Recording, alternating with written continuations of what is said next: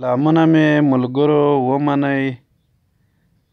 هیله لرم چې روغ او جوړ او خوشحاله به یاستئ.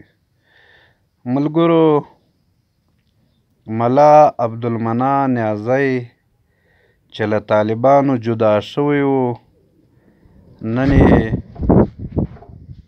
د هغو ټپونو له لاسه ساه ورکړه. ملګرو، زما یو پیغام دی. زه وایم چې راشئ تر دې شته نظام، تر دې ولاړ نظام شاته ودرېږو، دا مضبوط کو، ملي اردو جوړه کو.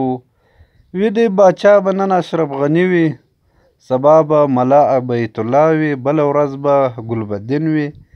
یعنې دا باچایي به د تورې، د توپک او د چا د وسلوال پوج په زور نه وي.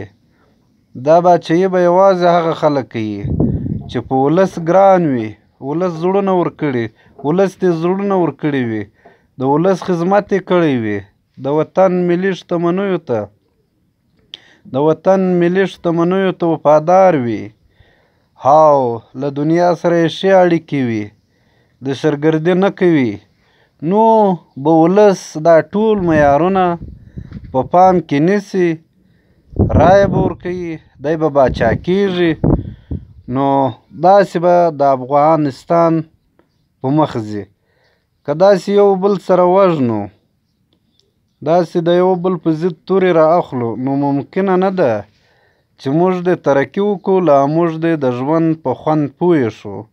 هره ورځ به ناورین وي، هره ورځ به ماشومان مري، هره ورځ به بوډاګان مري. نو د خلکو زړونه وګټئ او رایو ته ودرېږئ، رایې وګټئ، بیا خپله باچایي راولئ. بیا تاسو څنګه عدل کوئ، څنګه انصاف کوئ، څنګه وطن ښه جوړولی شئ.